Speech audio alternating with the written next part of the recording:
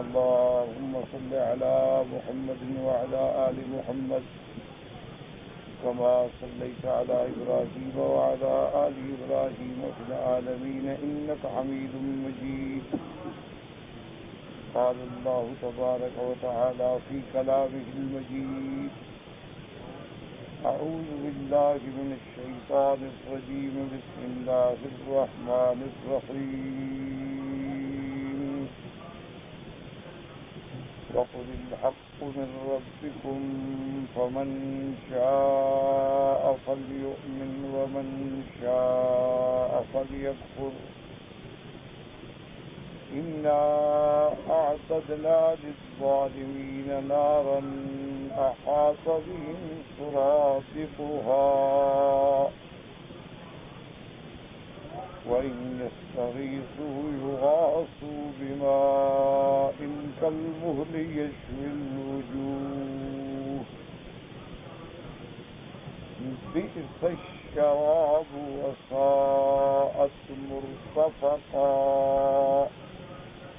قال المؤلف المفسر رحمه الله تعالى: أدام النفع بعلومه وعلومكم في الدارين آمين. إلى أن قال: يقول تعالى لرسوله محمد صلى الله عليه وسلم: وقل يا محمد للناس هذا الذي جئتكم به من ربكم هو الحق الذي لا مرية فيه ولا شك فمن شاء فليؤمن ومن شاء فليكفر.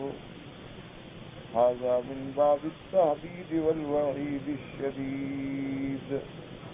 اب ان آیات مبارکہ میں اللہ تبارک و تعالی نے اپنے حبیب سیدنا محمد مصطفیٰ صلی اللہ علیہ وسلم کو ارشاد فرمایا کہ میرے نبی آپ اپنے لوگ امت سے کہہ دیں اور لوگوں سے کہہ دیں کہ میں جو لایا ہوں وہ حق.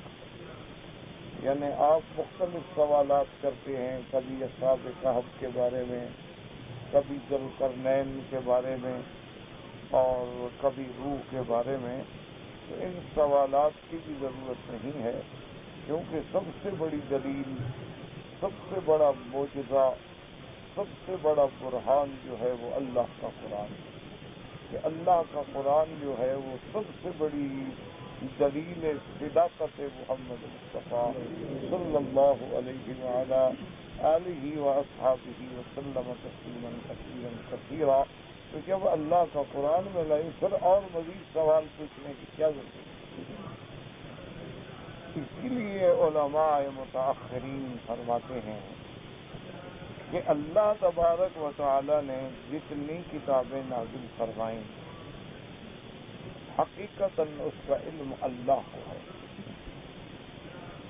یہ تو صرف چند کتابیں ہماری زبان پہ ہیں کیونکہ ان کا ذکر بھی قرآن میں آ گیا. تورات کا نام آ گیا، انجیل کا نام آ گیا، اسی طرح زبور کا نام آ گیا، صحائف ابراہیم کا نام آ گیا، صحف موسیٰ علیہ السلام کا نام آ گیا. تو اس لیے ہم ان کے نام لیتے ہیں، ورنہ حقیقتاً اللہ تبارک و تعالی نے جتنے انبیاء اور رسول بھیجے ہیں ان پر بھی ہمارا اجمالی ایمان ہے، اور جتنی اللہ نے کتابیں اتاری ہیں ان پر بھی ہمارا اجمالی ایمان ہے. لیکن ایک بات یاد رکھیں کہ وہ ساری کتابیں اپنے زمانے میں برحق اللہ نے اپنے انبیاء پہ اتاری، لیکن وہ کتابیں محفوظ نہیں رہی. اچھا، اس کے بارے میں سب سے بڑی دلیل تو یہ ہے کہ ہمیں اللہ کے قرآن نے بتلایا ہے کہ یہود جو ہیں یحرفون الکلم عن مواضعہ، یہ کلمات کو بدلتے ہیں. اسی طرح اللہ نے ہمیں ان کے بارے میں خبر دی ہے کہ یکتبون الکتاب بایدیہم ثم یقولون ھذا من عند اللہ، کہ خود لکھتے ہیں اور کہتے ہیں کہ یہ اللہ نے لکھا. تو ایک سب سے بڑی دلیل مسلمان کے لیے قرآن، لیکن غیر مسلمانوں کے لیے بھی، یعنی جو قرآن پر ایمان نہیں رکھتے، ان کے لیے بھی خود تورات جو موجودہ زمانے میں موجود ہے اس کی عبادت چیخ چیخ کے کہہ رہی ہے کہ اللہ کا کلام نہیں ہے۔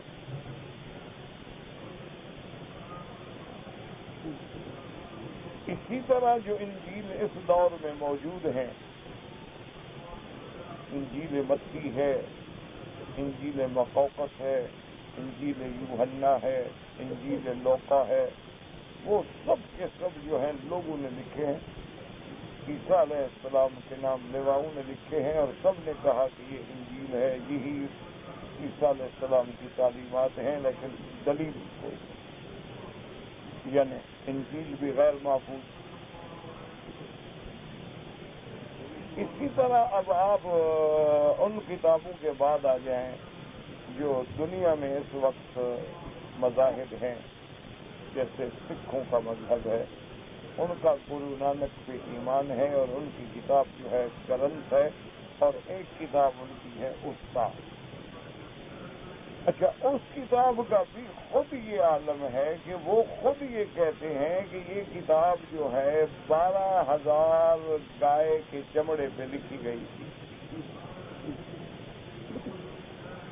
پہلے دور میں کاغذ تو تھا نہیں، کتابیں اور تحریریں جو ہوتی تھیں وہ گائے کا چمڑا صاف کر کے اس پہ لکھ دیا، ہرن کے چمڑے پہ لکھ دیا،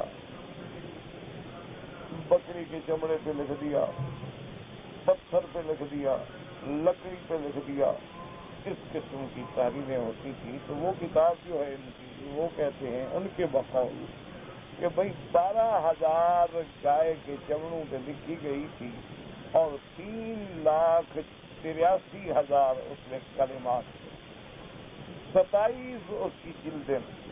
اچھا بھی اب کتنے ہیں؟ اب کہتے ہیں جی 80,000 ہے، باقی کا ہمیں پتہ ہی نہیں، یعنی وہ خود مانتے ہیں، ہم کیا اعتراض کریں؟ اب 3,83,000 میں 3 لاکھ ہی ختم ہو گیا تو کتاب کیا رہی؟ اچھا، اسی طرح اب جو کتاب ہے ان کی مہا بھارت ہے، یا رامائن ہے، یا پران ہے، یا وید ہیں، یہ تمام کتابیں بھی بعد میں لوگوں نے لکھی۔ اچھا، جو لکھی بھی گئی ہیں وہ کوئی نظم ہے؟ اچھا، وہ کہتے ہیں اچھا جی وید جو ہے وہ کہتے ہیں یہ بھی آسمانی کتابیں۔ اچھا بھی کہاں سے آئے؟ وہ کہتے ہیں ایسے خود بخود ظاہر ہو گئے۔ بھائی آخر کون لائے؟ وہ کہتے ہیں رشی لائے تھے۔ وہی رشی کون تھے؟ وہ کہتے ہیں ہمیں پتہ نہیں۔ اچھا، وہ وید جو ہیں ان کے مشہور وید تقریباً 4 ہیں۔ رگ وید ہے، سام وید ہے، یجر وید ہے، اتھر وید ہے، کہ ہندوؤں کے بڑے مشہور کتابیں۔ اچھا، پہلی کتاب میں تو حمد ہے اللہ کی، ایک اپنے عقیدے میں تو وہ بھی خدا کو مانتے ہیں، یہ الگ بات ہے کہ تم اللہ کہتے ہو، بھگوان کہتے ہو۔ اچھا، دوسری کتاب جو ہے اس میں ان کے قربانی کے، خیرات کے اوراد وظائف ہیں، کہ بھی جب کوئی خیرات کرنی ہو تو کیا بھجن پڑھنا ہے، کیا اشلوک پڑھنے ہیں، وہ دوسرے وید میں ہے۔ اور ایک وید جو ان کا یسر وید ہے، اس میں ہے ہی سارا جادو سکھلایا گیا ہے، یعنی اللہ جادو سکھلاتا ہے۔ اچھی کتاب اتاری ہے کہ لوگ جادو سیکھیں۔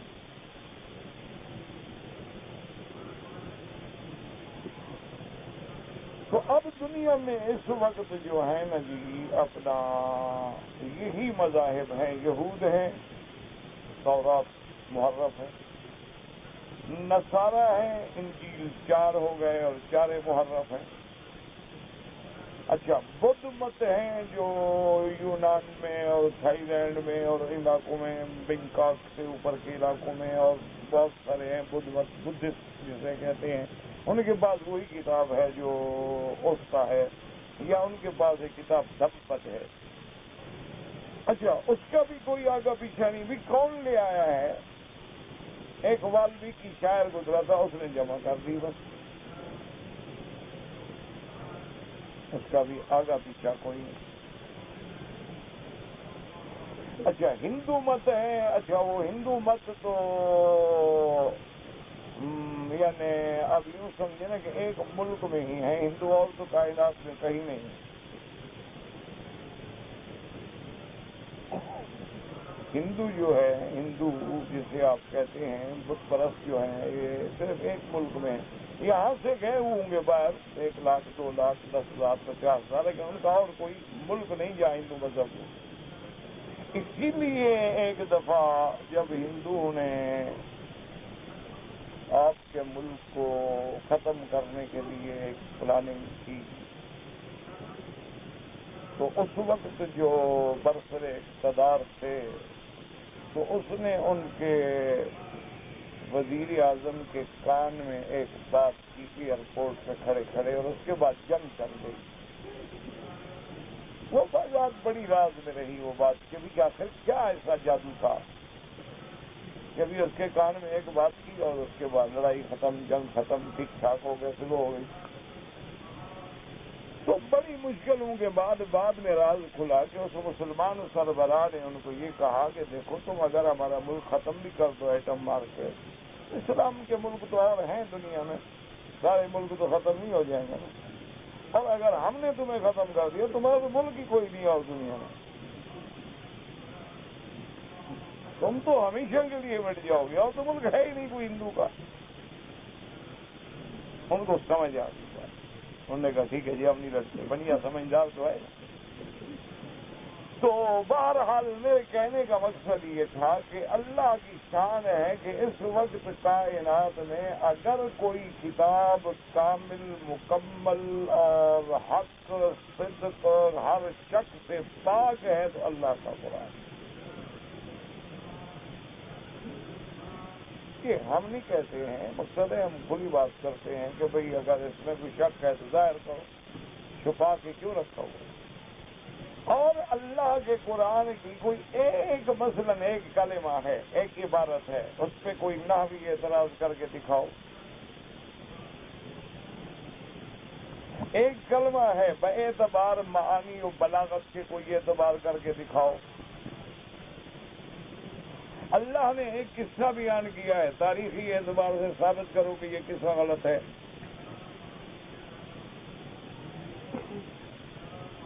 اللہ نے احکام جاری فرمائے ہیں کہ مثلاً زنا حرام ہے، اب کافر بھی کہتے ہیں کہ زنا نہ کرو۔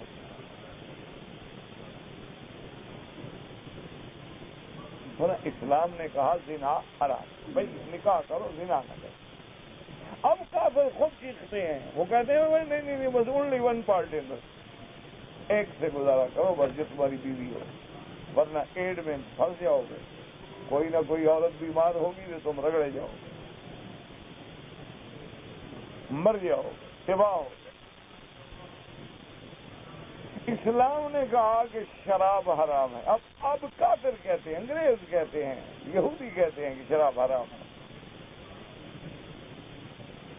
میں جب یورپ گیا پہلے دفعہ دورے پر تو بڑے بڑے اشتہار ہوتے تھے، شراب کے نام، بوتلیں، قد آدم اشتہار، 100 فٹ کا اشتہار۔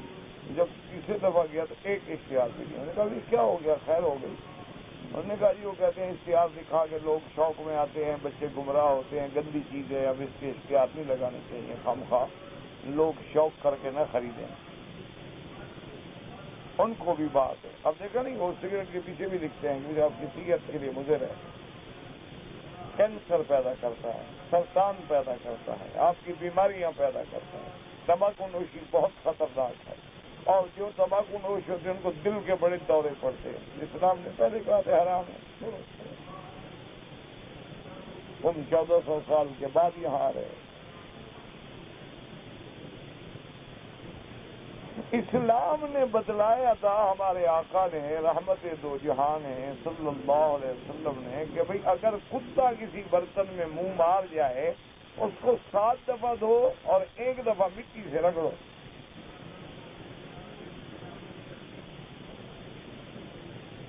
اچھا ہم جب پڑھتے تھے تو ہم سمجھتے تھے کہ حضور کے زمانے میں کوئی صابن شابن تو تھے نہیں نا، نہ سرف تھا، نہ کوئی اینٹی بائیوٹک قسم کے لوشن تھے، نہ اس قسم کے کوئی دھونے کے اسباب تھے، تو اس لیے حضور پاک نے فرما دیا کہ مٹی سے رگڑو، جس کو پہلے تو ہاتھ بھی مٹی سے دھوتے تھے۔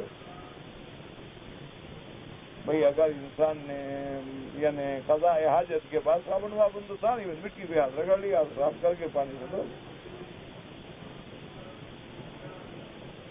لیکن اب 1400 سال کے بعد جب علم آگے بڑھا، ترقی کی، تو اب ان کی لیب نے، اب ان کی لیبارٹریز نے یہ بات تسلیم کر لی ہے کہ کتے کے منہ میں جو جرثومہ ہے وہ مٹی کے بغیر مرتا ہی نہیں۔ انہوں نے کہا کہ کتے کے منہ کے اندر جو جراثیم ہے نا، جب وہ کسی کو زبان مارتا ہے برتن کو، آگ میں ڈال دو وہ نہیں مرتا، مٹی سے رگڑو تو مر جاتا ہے۔ تو یہ خبر ہمیں سرکار دو عالم، رحمت دو عالم، سیدنا محمد رسول اللہ صلی اللہ علیہ وعلا آلہ و اصحابہ وسلم نے دی۔ اس کو چیلنج کریں، بتائیں آپ خود مان رہے ہیں۔ حضور صلی اللہ علیہ وسلم نے فرمایا 1400 سال پہلے کہ جس قوم میں زنا عام ہو جائے، جس قوم میں ماپ تول میں کمی ہو جائے، کیا مانے ہے تجارت میں دھوکہ ہو جائے اور سود عام ہو جائے، اس قوم پہ اللہ قتل مسلط کر دیتے ہیں۔ آپ دیکھ رہے ہیں اب کیسے قتل ہوتے ہیں لوگ، گھر سے نکلے پتہ کوئی نہیں، گولی لگی بس، بھائی کس نے مارا، کیوں مارا، پتہ نہ مارنے والے کو پتا ہے کہ کیوں مارا ہے، نہ مرنے والے کو پتا بھی میرا قصور کیا تھا یار، میں تو گھر سے نکلا اپنے کام کے لیے جا رہا تھا، لڑائی نہ جھگڑا نہ دشمنی، مجھے مار دیا۔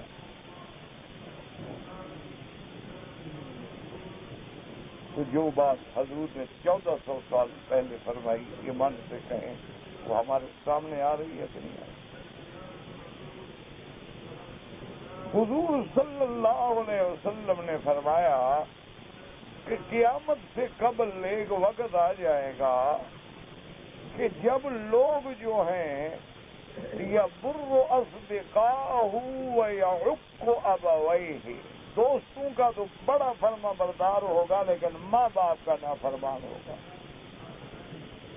آپ دیکھیں کہ دوستوں میں بیٹھتا ہے، وہ کہتے ہیں جی ایسا اچھا آدمی تو ہم نے دیکھا نہیں، بڑا شریف آدمی ہے، بڑا کوآپریٹو ہے اور بڑا ہنس مکھ ہے اور بڑا ماشاءاللہ بااخلاق ہے، ماں باپ کا نافرمان۔ اسی طرح حضور صلی اللہ علیہ وسلم نے ایک حدیث مبارک میں آتا ہے، آپ نے فرمایا کہ جب تمہارے حاکم برے لوگ بن جائیں، جب تمہارے پیسے والے بخیل بن جائیں، جب تمہارے علماء حق کہنا چھوڑ دیں۔ اچھا، ایک حدیث میں حضور نے یہ بھی فرمایا کہ جب ممبروں پہ لڑکے آ جائیں، چھوکرے قسم کے لوگ آ جائیں کہ نہ علم ہے نہ کچھ ہے، مجتہد بنے ہوئے، 2 کتابیں پڑھنی اور مجتہد، تو حضور صلی اللہ علیہ وسلم فرمایا کہ وَأُمُورُكُمْ إِلَىٰ نِسَائِكُمْ، اور تمہارے سارے معاملے عورتوں کے ہاتھ میں آ جائیں، فرمایا فَبَطْنُ الْأَرْضِ خَيْرٌ مِّن ظَهْرِهَا، اب قبر بہتر ہے۔ اب ذرا آنکھیں دوڑاؤ، غور کرو، اپنے اپنے محلے، اپنے اپنے کونسلوں کو، یونین کونسلوں کو، ٹاؤن کمیٹیوں کو، اپنے علاقوں کو، محلوں کو، اور دیکھیں۔ میں آج بھی اللہ کے کعبے میں بیٹھ کے، میں ایک طالب العلم ہوں اور وہ بھی ایک ادنیٰ سا طالب العلم، مجھے نہیں پتا اقتصادیات کیا ہوتی ہے، مجھے نہیں پتا بینکنگ کیا ہے، یہ جدید تجارت کے ذرائع اوصاف کیا ہیں، لیکن میں ایک ادنیٰ سا طالب العلم کے ہو کے آپ کو کہتا ہوں کہ کسی بھی اسلامی ملک میں، کسی بھی طرح آپ سارے ٹیکس ختم کر دیں، شریعت کے حکم کے مطابق صرف زکوٰۃ اور عشر لیں، امیر سے دیں اور غریب کو دیں، آپ کے ملک میں اگر کوئی بھوکا رہ جائے، جو مرضی ہے مجھے سزا دیں۔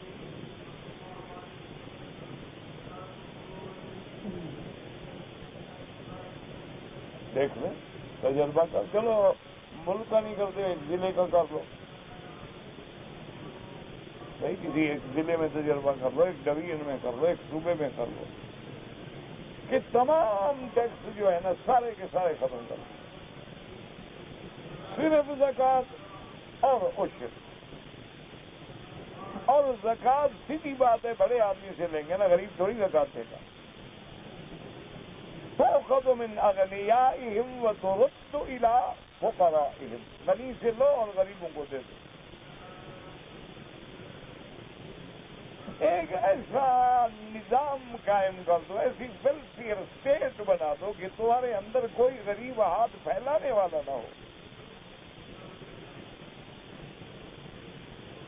یہ کیسا اسلام ہے کہ لڑکیاں اپنے ماں باپ کو کھلانے کے لیے اپنی عصمتیں بیچتی ہیں؟ یہ کیسا اسلام ہے کہ لوگ خودکشی کر کے مر جائیں؟ دیش کی تجوریاں بڑھتی جا رہی ہیں اور غریب تر ہوتا جا رہا ہے.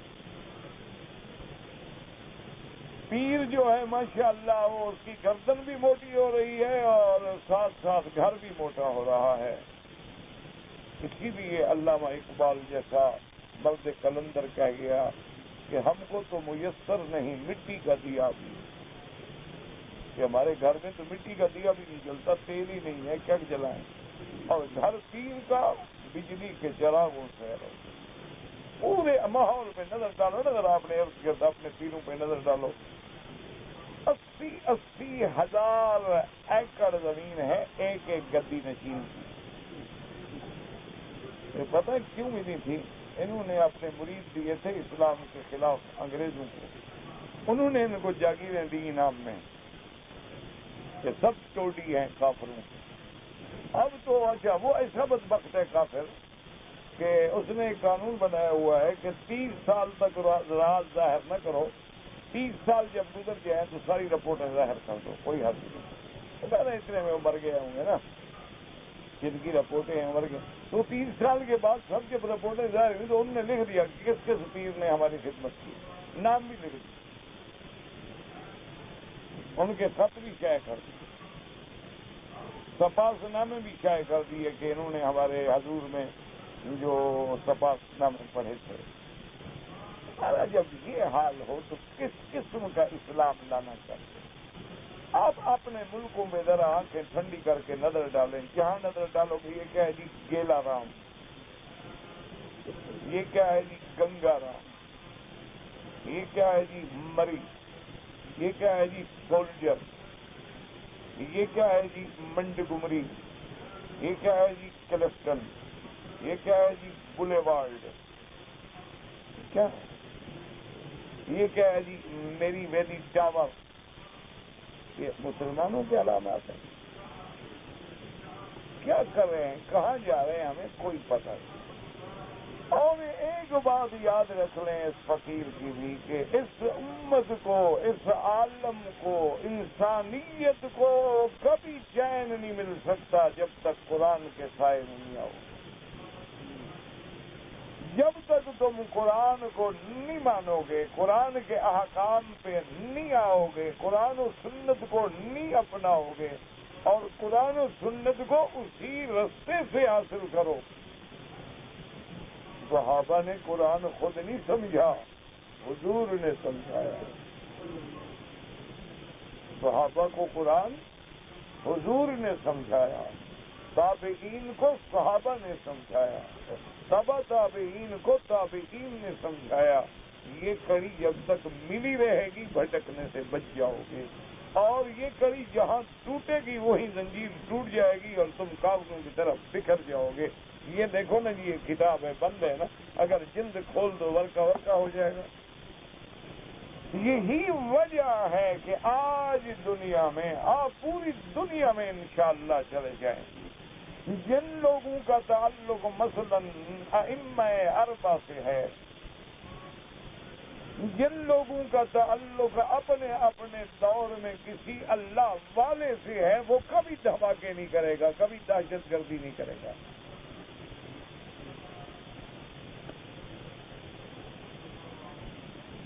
کیوں؟ کوئی مسلمان سوچ سکتا ہے کہ بے گناہوں کو مار دو، یہ کون سا اسلام ہے؟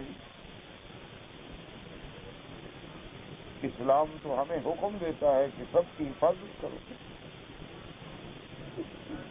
اسلام تو ہمیں حکم دیتا ہے کہ یہ اگر ذمی ہے، حربی ہے، کافر ہے، تمہارے ملک میں ہے، معاہد ہے، کام کر رہے ہیں، حفاظت کرو. اسلام تو ہمیں حکم دیتا ہے کہ ان کی عبادت گاہوں کو مت گراؤ. اسلام تو ہمیں حکم دیتا ہے کہ ان کے جھوٹے لوگ جو ہیں وَلَا تَسُبُّوا الَّذِينَ يَدْعُونَ مِن دُونِ اللَّهِ، ان کو گالی مت دو اور تم لوگ جو ہے نعوذ باللہ مار ڈالو اور کہو دین ہے. وجہ کیا ہے کہ دین خود سمجھا ہے دین والوں سے. جب آدمی خود سمجھتا ہے تو پھر ٹھوکر لگتی. اب دیکھیں نا، آپ کو تکلیف ہو گئی، اللہ معاف کرے، مثلا کسی کو اپنڈکس ہو گئی، اس نے ساری ڈان کھا لی، انشاءاللہ فوراً مر جائے گا جلدی سے اللہ کی رحمت. کیونکہ تم نے خود ڈاکٹری شروع کر دی نا،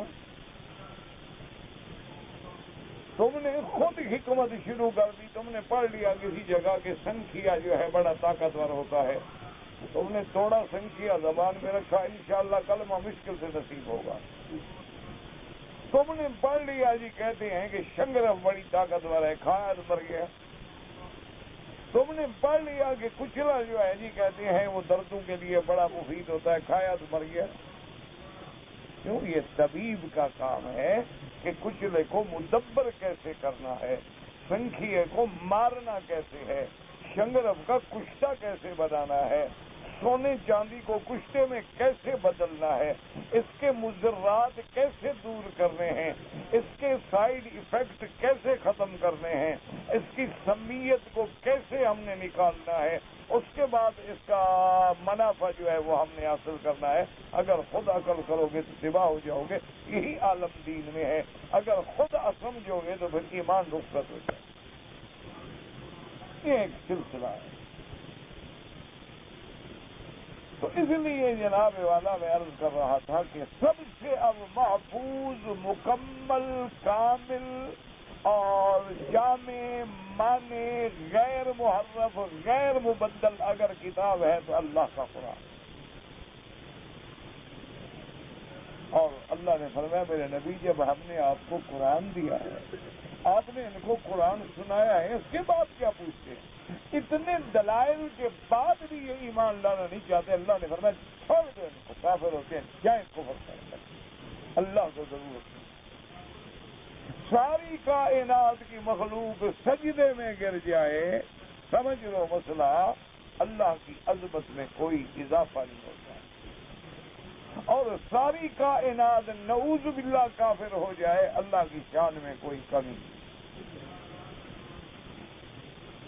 ایک اللہ والے نے بڑی عجیب بات لکھی. اس نے کہا کہ ہم جب پڑھتے ہیں نا سبحان اللہ و بحمدہ، سبحان اللہ العظیم، نماز پڑھتے ہیں کہتے ہیں سبحانک اللہم و بحمدک و تبارک اسمک. رکوع میں جاتے ہیں کہتے ہیں سبحان ربی العظیم. سجدے میں جاتے ہیں سبحان ربی الاعلی. جب ہم تسبیح بیان کرتے ہیں، تسبیح کا کیا معنی؟ تنزیہ، اللہ کی پاکی بیان کرنا. تسبیح کا کیا معنی ہے؟ تنزیہ. تنزیہ کا معنی پاکی. اللہ فرماتے ہیں میرے بندے میں تو ویسے پاک ہوں، تم نے مجھے پاک کرنا ہے. بولا تم ساری مخلوق جو تسبیح پڑھتے رہو، کیا تم اللہ کو پاک کرو گے؟ اللہ تو میرے پاک ہے، وہ تو منزہ ہے. فرمایا لیکن میں تو پاک ہوں، لیکن جب تو میری پاکی بیان، تو پاک کی پاکی کا اظہار کرتا ہے، اس کی وجہ سے تجھے پاک کر دیتا ہوں.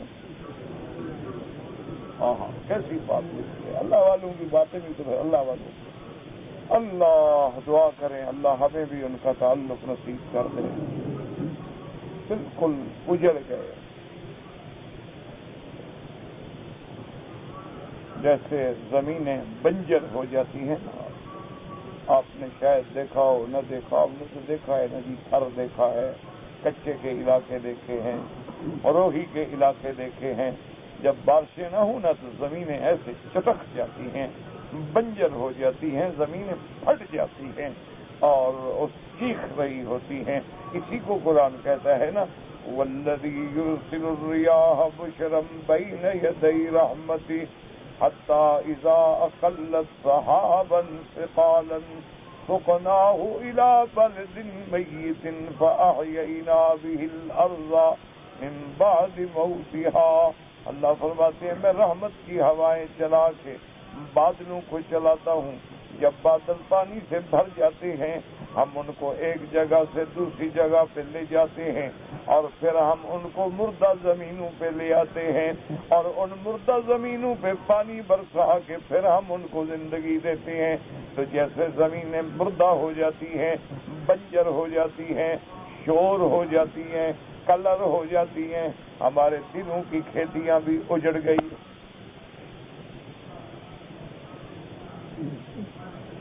اللہ اکبر۔ اور ایک بات میری ہمیشہ یاد رکھنا کہ زمین اگر مردہ ہو تو پانی سے زندہ ہوتی ہے اور دل مردہ ہو تو اللہ کے ذکر سے زندہ ہوتی ہے۔ ایک بات یاد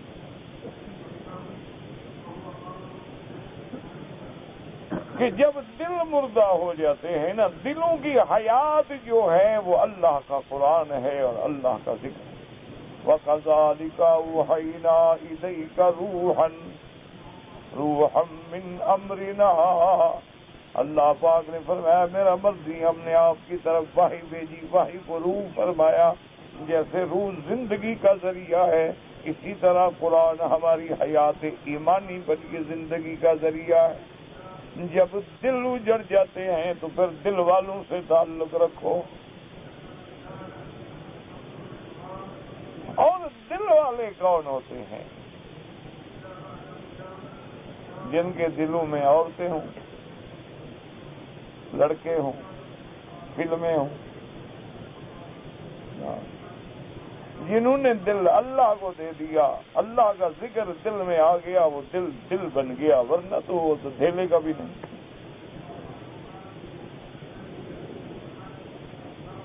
دیکھو نا، بندے تو سارے ہیں، بڑے سوٹ بھی پہنتے ہیں، لیکن جو بندہ بندگی اور بے بندگی، زندگی بے بندگی شرمندگی، جس زندگی میں بندگی خدا کی نہیں آئی وہ شرمندگی۔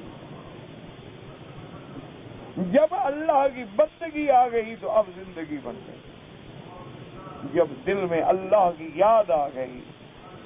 اور ایک اور اللہ والے نے عجیب بات، اللہ اکبر، ہمیں دعا کرو اللہ والوں کی بات سمجھ بھی آ جائے۔ بڑی عجیب بات، انہوں نے کہا کہ جب قرآن کہتا ہے کہ ان الملوک اذا دخلوا قریۃ افسدوها وجعلوا اعزۃ اہلها اذلہ، کہ جب بادشاہ فاتح بن کے داخل ہوتے ہیں پھر وہ اجاڑ دیتے ہیں نا، مال دھاڑ، قتل، خون خرابہ، گراؤ گاؤ جار تباہ کر دے۔ جو بڑے بڑے طاقت والے تھے وہ کمزور ہو گئے، عزت والے مٹ گئے۔ تو انہوں نے فرمایا اگر دنیا کے بادشاہ کسی بستی میں جائیں تو مخالفون کو ختم کر دیتے ہیں، وہ اللہ جو بادشاہوں کا بادشاہ ہے، جب اس کا ذکر دل میں آ جاتا ہے وہ بھی پھر غیروں کو نہیں رہنے دیتا۔ پھر شرک گیا، ریا گیا، شہرت گئی، سمعت گئی، مٹ گیا پھر بندہ۔ کیوں؟ اب اللہ کا ذکر آ گیا ہے، اللہ کی یاد آ گئی۔ اور جب تک اللہ کا ذکر دل میں نہیں آیا ہے تو کبھی ریا ہے، کبھی شہرت ہے، کبھی لالچ ہے، کبھی غصہ ہے، کبھی غضب ہے، کبھی غیروں کی تلاش ہے، کبھی حسن کا متلاشی ہے، کبھی دولت کا بخاری ہے۔ جب اللہ تبارک و تعالیٰ کی یاد آ گئی اور دل میں سمجھ آ گئی، اللہ پر ایقان آ گیا، یقین آ گیا، ایمان آ گیا، اب وہ ایسے ہوتا ہے جیسے خود وقت کا بادشاہ۔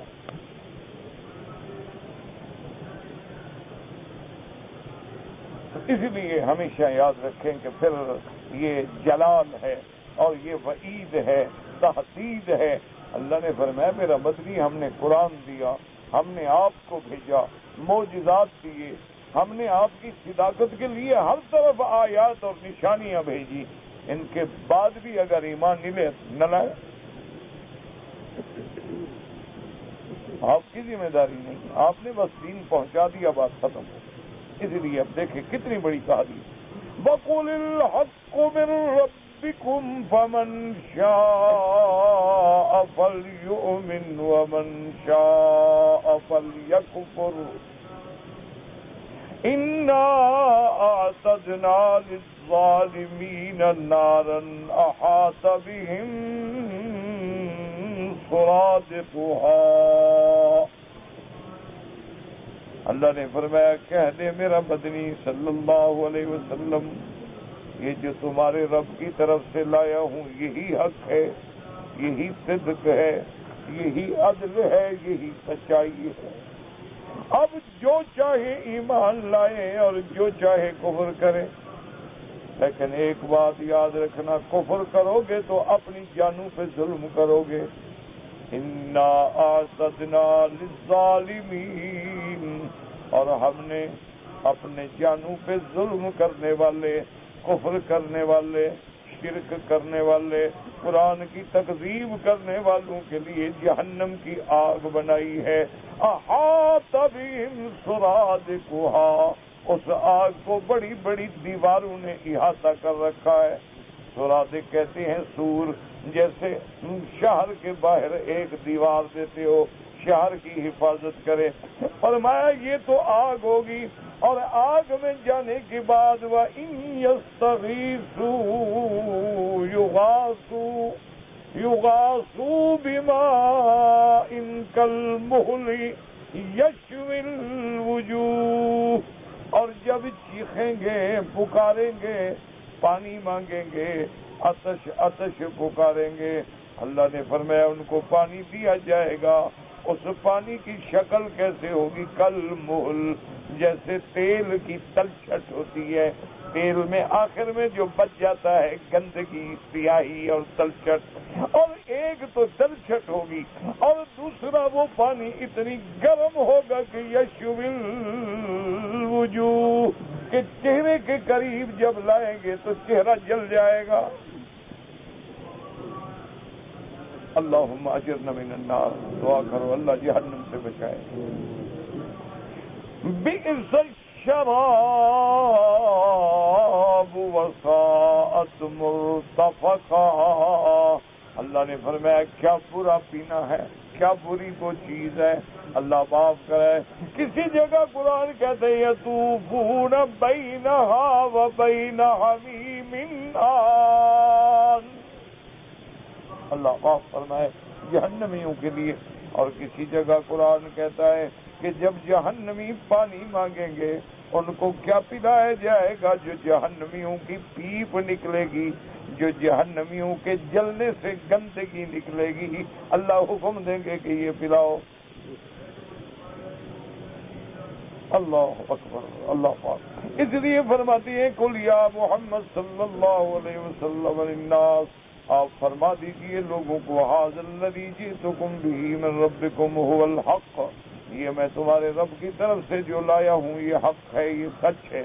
لا مریۃ فیہ ولا شک، جس میں کوئی شبہ نہیں، کوئی شک نہیں۔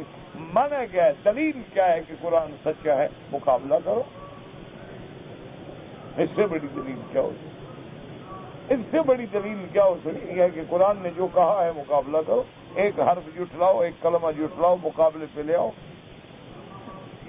فمن شاء فلیؤمن ومن شاء فلیکفر، یاد رکھو اللہ تو چاہتے ہیں کہ بندوں کو ایمان ملے، ہدایت ملے، لیکن جو خود ہدایت کو چھوڑے تو پھر اللہ فرماتے ہیں کہ جا تیری مرضی دفع ہو۔ ورنہ اللہ نے قرآن کیوں بھیجا ہے؟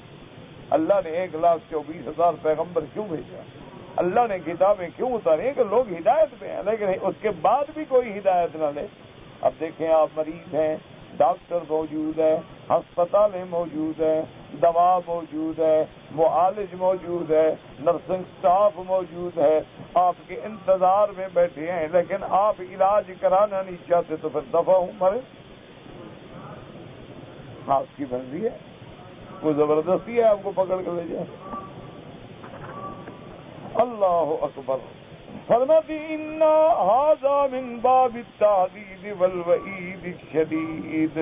اس کو تہدید کہتے ہیں، یہ سب سے بڑی وعید ہے کہ جب خالق کہہ دے کہ نہیں مانتے ہو تو نہ مانو. اللہ کو تیرے ماننے سے فائدہ کوئی نہیں، تیرے نہ ماننے سے نقصان کوئی نہیں.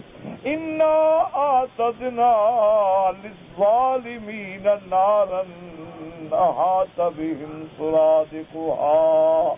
اس سے یہ بات بھی ثابت ہو گئی اللہ نے جنت بھی پیدا کر دی ہے، جہنم بھی موجود ہے. جنت بھی موجود ہے، جنت بھی جہنم بھی موجود ہے. یہ نہیں کہ پیدا کریں گے، نہیں، ہو چکی ہے پیدا. باقی یہ کہنا جی ہمیں نظر نہیں آتی، نظر نہ آنا تو کوئی دلیل نہیں ہوتی. جو چیز تمہیں نظر نہ آئے وہ ہی نہیں. تمہیں تو اپنی روح بھی نظر نہیں آتی.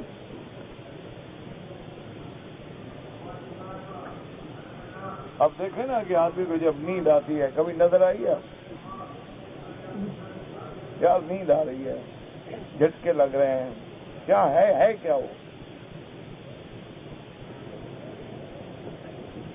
اللہ اکبر. یہ کوئی دلیل تھوڑی ہوتی ہے. اللہ کے تو ملکوتات السماوات والارض. اسی فرماتے انا اعتدنا، یعنی ہم نے تیار کر رکھا ہے. ارصدنا، مفسر کہتا ہے ارصدنا کا کیا معنی یاد رکھو. ایک ہے تیار، ایک ہے رصد، ارصاد. ارصاد کا یوں معنی سمجھو کہ آپ نے کبھی پتہ نہیں شکار کھیلا ہے یا نہیں کھیلا. شکاری جو شکار کھیلتے ہیں نا تو وہ جال لگا کے چھپ کے بیٹھ جاتے ہیں. اب وہ انتظار میں بیٹھے ہیں کہ شکار جال میں آئے تو کھینچے. یہ ہے ارصاد کہ شکاری جال لگا کے بیٹھا، پیچھے سے ڈوری اس کے ہاتھ میں، بس شکار اندر آیا اور وہ جال میں پھنس گیا. تو جہنم گویا تیری انتظار میں ہے، بس شکار کی انتظار میں ہے کہ آ صحیح تو کیسے پکڑتی ہوں. انا اعتدنا للظالمین. ظالم مانا جو اپنی نفسوں پہ ظلم کرنے والے. جو اصل ظلم کا معنی کیا ہے؟ وضع الشیء فی غیر محلہ، یعنی جو چیز جس کا محل ہے اس کے بجائے غلط مقام پہ رکھو تو یہ ظلم ہے. یہ پیشانی اللہ نے اپنے آگے جھکنے کے لیے بنائی ہے. جب قبروں پہ جھکاؤ گے تو ظلم ہے، درختوں پہ جھکاؤ گے تو ظلم ہے، بتوں پہ جھکاؤ گے تو ظلم ہے. اللہ نے جو اپنے لیے بنایا تھا اللہ کو چھوڑ کے تم غلط جگہ پہ استعمال کر رہے ہو. اس لیے فرمایا انا اعتدنا للظالمین نارا. یاد رکھو یہاں تنوین ہے، نکرہ. اور تنوین کا کیا فائدہ ہوتا ہے؟ تنوین کبھی تقلیل کے لیے ہوتی ہے، تنوین کبھی تعظیم کے لیے ہوتی ہے، تنوین کبھی تفخیم کے لیے ہوتی ہے. یہاں بھی بتلانا ہے کہ نارن، او جہنم کی آگ، توبہ توبہ توبہ. نارن احاط بہم سرادقها. ظالمین کون ہیں؟ ہم الکافرون باللہ ورسولہ وکتابہ. وہ لوگ جنہوں نے اللہ سے کفر کیا، اللہ کے رسول سے کفر کیا، اللہ کے قرآن سے کفر کیا. ان کے لیے کیا ہے؟ فرمایا نارن احاط بہم سرادقها. ایسی آگ جو اپنی قلعے کے اندر ہے. اے سورہا. قال الامام محمد حدثنا حسن موسیٰ حدثنا ابن حیۃ قال حدثنا دراج بن الہیثم عن ابی سعید الخدری رضی اللہ تعالی عنہ عن رسول اللہ صلی اللہ علیہ وسلم انه قال للسرادق النار 4 جدر اصابت كل جدار مسافة 40 سنة وأخرجه الترمذي في صفة النار وابن جرير في تفسير من حديث الراج بن السمعي. امام احمد رحمۃ اللہ علیہ نے حضرت ابی سعید خدری رضی اللہ تعالیٰ عنہ سے روایت کی ہے، حضور پاک نے فرمایا سرادق النار اربعۃ، کہ اللہ نے جو قرآن میں فرمایا احاط بہم سرادقها، مانا وہ 4 دیواریں ہیں جس کے اندر آگ ہے، ہر طرف سے دیوار ہے. اور میرے آقا نے فرمایا یاد رکھو ایک دیوار کتنی چوڑی ہے، 40 سال چلتے رہو تو چوڑائی ختم نہ ہو. ہاں تم بھی کہتے ہو نا دیوار چین اور دیوار برلن، یہ دیکھو جہنم کی دیوار کتنی بڑی ہے. انا للہ و انا الیہ راجعون. اللہ اسی لیے تو ہے کہ جب ڈالیں گے جنات کو، کافروں کو، لیکن پھر بھی جہنم نہیں بھرے گی، کہے گی حل من مزید، اللہ اور ڈالو میرے اندر کافروں کو. اور اس وقت عالم کیا ہوگا؟ تکاد تمیز من الغیظ کلما القی فیہا فوج سألہم خزنتها الم یأتکم نذیر. اللہ فرماتے ہیں کہ جہنم اپنے جوش میں ایسے ہوگا جیسے جوش میں غصے میں پھٹ پڑے، اور جب ان کو ڈالا جائے گا کافروں کو ڈالا جائے گا تو جو فرشتے ہیں وہاں وہ پوچھیں گے الم یأتکم نذیر، اے بدبختو دنیا میں تمہیں ڈرانے والا نہیں آیا؟ تمہارے پاس پیغمبر نہیں آئے؟ پیغمبر کے بعد صحابہ نہیں آئے؟ علماء نہیں آئے؟ قالوا بلا قد جاءنا نذیر فکذبنا فقلنا ما نزل اللہ من شیء. وہ کہیں گے کہ نہیں، اللہ کے پیغمبر بھی آئے، اللہ کے نبی بھی آئے، لیکن ہم نے ان کو جھٹلا دیا تھا. ہم نے کہا تھا اللہ نے نہیں بھیجا، اللہ نے کوئی کتاب نہیں اتاری. ان انتم الا فی ضلال کبیر، ہم ان کو کہتے تھے کہ تم نعوذ باللہ گمراہی میں پڑے ہوئے ہو. اور پھر حسرت کر کے کہیں گے قالوا لو کنا نسمع و نعقل، اگر ہم بات سن لیتے یا بات سمجھ لیتے، ما کنا من اصحاب السعیر، آج ہم جہنمی نہ بنتے. اللہ فرماتے ہیں فاعترفوا بذنبہم، آج بدبخت اپنے گناہوں کا، اپنے کفر کا، شرک کا اقرار کر رہے ہیں. فسحقا لاصحاب السعیر، اللہ فرمائے کہ ہلاکت ہو، بربادی ہو، ڈالو ان کو جہنم میں. اب ماننے کا کیا فائدہ ہے؟ وہ دنیا گزر گئی، اب مان رہے. اب یہ تو دار الجزا ہے، دار العمل گزر گئی. دار العمل دنیا ہے، جو کچھ کرنا ہے یہاں کر لو. اس لیے حضور فرماتے ہیں کہ صافت کل جدار مسافت 40 سنۃ. مسند امام احمد میں امام احمد رحمۃ اللہ علیہ نے یہ حدیث کی ہے. واخرجہ الترمذی رحمہ اللہ تعالی، اور امام ترمذی رحمۃ اللہ علیہ نے بھی جہنم کے بارے میں اس کے بیان میں ذکر کیا ہے. وہ ابن جریر فی تفسیرہ، اور محمد ابن جریر الطبری نے بھی اپنی تفسیر کے اندر من حدیث دراج بالسمع بھی، انہوں نے بھی اس کو نقل فرمایا ہے. واللہ اعلم. اللہ توبۃ نصوح کا معنی یہ ہے، یاد رکھیں میرے عزیز، کہ شریعت کے احکام جو ہیں وہ 3 ہیں کہ سب سے پہلے گناہ چھوڑ دیں، اس کے بعد ندامت ہو کہ ہائے میں نے کیا کیا، اور پھر عزم کرے کہ اس گناہ کو کبھی پھر زندگی میں نہیں کروں گا، اور نہ کرے. یہی توبۃ النصوح ہے. یہ توبہ کر لی اس کے بعد اس گناہ کے قریب نہ جائے، اسی کو کہتے ہیں توبۃ النصوح. ایک بات ہمیشہ یاد رکھیں، یہ ہوتا ہے نا جیسے آج کل ہمارے ہاں بھی رواج ہو گیا ہے نا، ہمارے پاس بہت سارے ماشاءاللہ میرے بھائی جو ہیں نا جی، وہ ایسے فلم بھی دیکھ رہے ہیں کہ دیکھو دیکھو دیکھو یار کیسی لڑکی، دیکھو ننگا لباس، لاہور توبہ توبہ توبہ توبہ توبہ توبہ دیکھ رہا ہے، بدبخت توبہ بھی کر رہا ہے. یہ کون سی توبہ ہے؟ یہ توبہ جو ہے استہزاء، کہ اللہ کے عذاب کو دعوت دے، اللہ کے عذاب کو دعوت دے رہا ہے، کہ گناہ کو دیکھ رہا ہے اور دیکھو جی کیسا برقع ہے، دیکھو جی کتنا باریک برقع ہے، تمہیں کس نے کہا کہ دیکھو؟ اللہ نے حکم دیا ہے اردو میں نفساب نظریں نیچے کر بس۔ تو توبۃ النصوح کا معنی یہ ہے کہ توبہ کر کے پھر کبھی اس گناہ کی طرف نہ آئے۔ میرے ماں باپ جو ہیں ان کے لیے عمرہ طواف حج سب کچھ کرو۔ بروج سے کیا مراد ہے؟ جیسے آسمان میں منزلیں ہیں، والسماء ذات البروج تبارک الذی جعل فی السماء بروجا، اور فرماتے ہیں والقمر قدرناہ منازلا، تو ہر جگہ منزل ہے، بروج ہیں، قلعے ہیں، منازل ہیں جہاں ستاروں کی گردش کا حساب ہے، اور یہ علم فلکیات سے تعلق رکھتا ہے۔ اور کہتے ہیں جی کہ اگر والدین مجھے مجبور کریں کہ اپنی بیوی کو طلاق دو، ایک بات یاد رکھو کہ کیا بیوی میں کچھ شرعاً عیب ہے؟ اگر بیوی تیری ٹھیک ہے اور میاں بیوی کے حقوق صحیح ہیں، تیرے ساتھ حقوق ادا کر رہی ہے، کوئی نافرمانی نہیں کی، بس والدین کسی بات پہ ناراض ہو گئے تو کبھی طلاق نہ دو۔ لا طاعۃ لمخلوق فی معصیۃ الخالق، کسی بندے کی اطاعت اللہ کی نافرمانی میں نہیں ہوتی۔ اللہ کو ایک چیز مبغوض ہے، ابغض الحلال عند اللہ الطلاق، اللہ کو طلاق ناپسند ہے، تو پھر ہم والدین کے کہنے پہ ناپسند کام کیوں کریں جو اللہ کو پسند نہیں؟ ہاں ایک یہ ہے کہ واقعی بیوی گندی ہے، اللہ معاف کرے، کیونکہ کوئی ایسے والدین نہیں ہوتے جو بیٹے کا گھر بگڑتا دیکھیں۔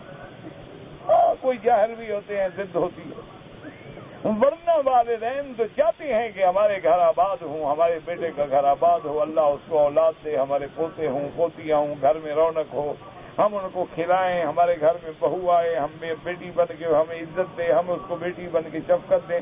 کون ایسا بدبخت ماں باپ ہوگا جو کہے کہ میرے بیٹے کا گھر برباد ہو، طلاق دے اور دھکے کھاتا پھرے؟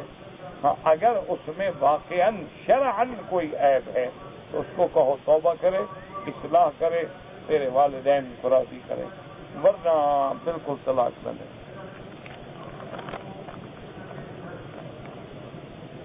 ایک آدمی نے متعلقہ عورت سے ابھی اس کی عدت بھی ختم نہیں ہوئی اور نکاح کر لیا، اور نکاح نہیں ہوتا، انہوں نے طلاق لی اسی لیے ہوگی نا، سیٹنگ تو پہلے ہو گئی ہوگی، اب انتظار کس بات کی کرتے رہتے بیچارے؟ معاملات تو پہلے سیٹ ہوتے ہیں نا، تبھی تو اس نے طلاق لی ہوگی نا، اس نے خامد کو تنگ کرنا شروع کر دیا، آخر بیچارہ تنگ آ کے چھوڑ دیا۔ یہ حضرت پہلے سے انتظار میں بیٹھے ہوئے تھے، تو بہرحال نکاح نہیں ہوتا، وہ زنا ہے، اللہ کی لعنت برسے گی۔ توبہ کرو اور اللہ کے عذاب سے بچو۔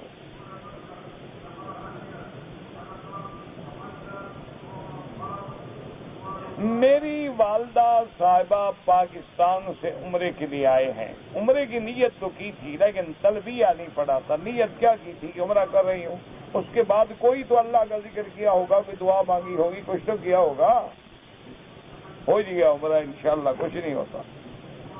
کہتے ہیں جی کہ میں نے عمرہ کر لیا، حلق کرانے کے لیے میں بیٹھا تھا کہ میرے بغل میں احرام کے دھاگے بالوں کے ساتھ اٹکے ہوئے تھے اور تکلیف تھی۔ حلق کرانے سے پہلے وہ بال اور دھاگے کاٹ دیے۔ کتنے بال تھے؟ ساری بغلیں کاٹ دیں یا صرف 2-4 بال؟ اگر 2-4 بالیں کچھ بھی نہیں ہوتا صدقہ کر دو، اور دونوں بغلیں پہلے صاف کر لی ہیں، پھر دم پڑ گئے۔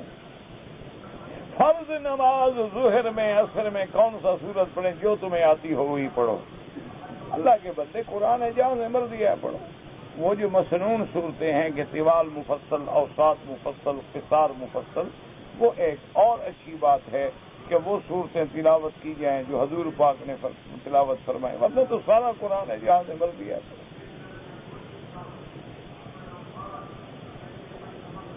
کہتے ہیں جی کہ بعض لوگ داڑھی کو شیو کرتے ہیں استرے سے اور بعض کینچی سے، دونوں حرام ہیں۔ داڑھی کم از کم ایک مشت ہونی چاہیے اس کے بعد جو ہے ٹھیک کرانا صحیح کرانا جائز ہے، اس سے کم جو ہے کٹانا ناجائز۔ اس طرح سے کاٹو یا اس کو کینچی سے کاٹو۔ کہتے جی کہ ایک آدمی کے پاس سونا جو ہے وہ تو 4 تولے ہے، لیکن نقد پیسے بھی ہے۔ میرا بھائی دونوں کی قیمت کرو کہ 4 تولے سونے کی قیمت اس وقت کیا ہے، نقد کتنے ہیں، ملا کے اگر 7.25 تولے سونے کے پیسے بن جاتے ہیں زکوٰۃ ادا کرو۔ یہ ضروری نہیں کہ 7.25 تولے سونا ہی ہو، سونا ایک ماشا بھی نہ ہو، لیکن 7.25 تولے کے پیسے موجود ہیں، زکوٰۃ دینی ہوگی۔ کہتے جی کہ ہمارے گھروں میں جیسے کمبل پڑے ہیں، کپڑے پڑے ہیں، چارپائی ہے، پلنگ ہے، فرنیچر ہے، اس کی کوئی زکوٰۃ نہیں ہوتی۔ جو چیزیں استعمال میں ہیں اس کی کوئی زکوٰۃ نہیں، پڑی ہیں۔ کہتے جی کہ میں اپیل کرتا ہوں لوگوں سے کہ مکے مدینے میں ڈش استعمال نہ کریں، دعا کرو اللہ ہدایت دے، آپ نے اچھی بات کی ہے، لیکن ایک بات یاد رکھو کہ یہ جتنے ذرائع ہیں نا، جدید ڈش ہے، انٹرنیٹ ہے اور موبائل ہے، فاکس مشینیں، یہ 2 دھاری تلوار ہے۔ کیا ہے، اپنا ناک کاٹ ڈالو، کیا ہے، دشمن کا کاٹ ڈالو۔ ان کو صحیح استعمال کرو تو اس سے اچھی چیز ہی کوئی نہیں۔ اب دیکھو نا جی، ابھی کوئی چند دن پہلے ایک دوائی تھی، مجھے کسی نے پیرس سے ایک ڈاکٹر نے دی تھی، میں ایک مریض کو دکھانے کے لیے لے گیا، ڈاکٹر کو دکھایا، میں نے کہا یار یہ دوائی مجھے ایک ڈاکٹر نے دی تھی پیرس سے، مجھے یہ یاد آتا ہے کہ اسی بیماری کے لیے تھی، لیکن مجھے پتہ نہیں ہے، میں کوئی ڈاکٹر تھوڑا ہوں۔ تو اس بیچارے نے دیکھا، اس نے کہا کہ وکیل صاحب سچی بات یہ ہے کہ یہ دوائی میں آج دیکھ رہا ہوں، میں نے دیکھی نہیں، پڑھی نہیں، سنی، لیکن 1 منٹ ٹھہرے، میں ابھی انٹرنیٹ پہ پتہ کر لیتا ہوں۔ وہ اپنے دفتر میں گیا، انٹرنیٹ پہ ہاتھ مارا، اور کہا جی بالکل اسی بیماری کی دوائی ہے جو بیماری کے لیے ہم پریشان بیٹھے ہیں۔ تو اب یہ چیزیں جو ہیں نا جی، 1 سیکنڈ میں یعنی انگلیوں کے ہاتھ لگانے سے مسئلہ آپ کو مل جائے گا فوراً۔ کوئی آپ نے اسلامی معلومات لینے ہیں، تاریخی معلومات لینے ہیں، کوئی آپ نے حدیث مبارک کا مسئلہ پوچھنا ہے، میراث کا مسئلہ پوچھنا ہے، اب تو ماشاءاللہ سیاستہ کو فیڈ کر رہے ہیں، مذاہب فقہ اربعہ کو فیڈ کر رہے ہیں، تو اگر آپ صحیح استعمال کریں، جیسے پوری دنیا کی خبریں ہیں، آدمی باخبر ہو جاتا ہے، لیکن اگر آپ نے گندی چیزیں دیکھنی ہیں تو پھر عذاب ہے اللہ کا۔ اچھا، بہرحال میں نے بعض جگہوں پر یہ بھی دیکھا ہے، باہر یعنی یورپ کے ملکوں میں بھی اور باہر کے ملکوں میں بھی، کہ ان کے گھروں میں ڈش ہیں، بڑے بڑے پتہ نہیں کوئی 60 انچ چوڑے ٹی وی ہیں، لیکن وہ کہتے ہیں جی کہ ہم نے وہ جتنے غلط پروگرام آتے ہیں نا، وہ اس کو روک دیا ہے، منع کر دی ہے، وہ نہیں آئیں گے ہمارے اس پہ۔ اللہ عالم، میں نہیں جانتا، مجھے تو پتہ نہیں، اگر ایسا ہو تو بند کرا دے، باقی اچھی چیزیں دیکھا کریں۔ بس ایک موٹی بات یاد کرو، بیوی ہے، بچی ہے، بیٹا ہے، بیٹی ہے، ساتھ بیٹھ کے پروگرام دیکھو، بس وہ ناراض بھی نہیں ہوں گے، لڑائی بھی نہیں ہوگی، تیرا مسئلہ بھی انشاءاللہ حل ہو جائے۔ انہوں نے کہا بیٹا دیکھو چابی میرے پاس ہے، جب شوق ہو میں حاضر، مجھے نوکر سمجھ لو، میں بیٹھا ہوں ساتھ، دیکھو کیا دو۔ تو 3-4 دن کے بعد کہیں گے ڈیڈی بس ہم سو رہے ہیں، نہیں دیکھنا چاہتے، کیوں وہ جو دیکھنا چاہتے ہیں وہ تو آپ دیکھ نہیں سکتے،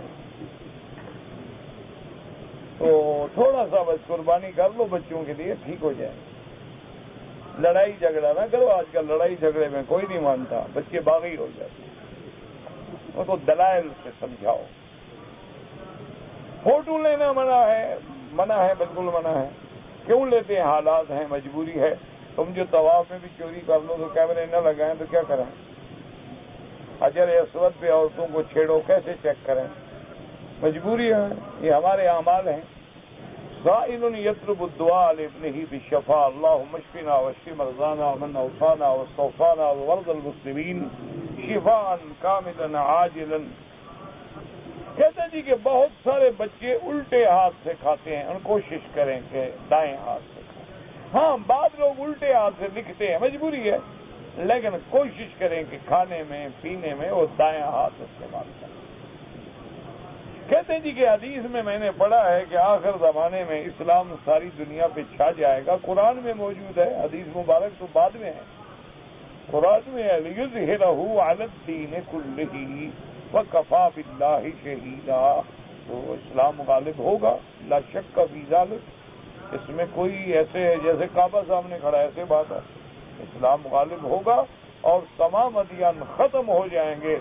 جتا کہ حضور نے فرمایا کہ جب عیسیٰ ابن مریم اتریں گے انہ یقتل الدجال ویکسر الصلیب. دجال کو ختم کریں گے, یہودیت کو مٹا دیں گے, مسیحیت کو مٹا ڈالیں گے. ویضع الجزیۃ, اور جزیہ بھی ختم کر دیں گے کہ جو اسلام لاتا ہے لائے, نہیں لاتا ہے اس کے بعد جہاد. اور یملأ الارض عدلا وقسطا,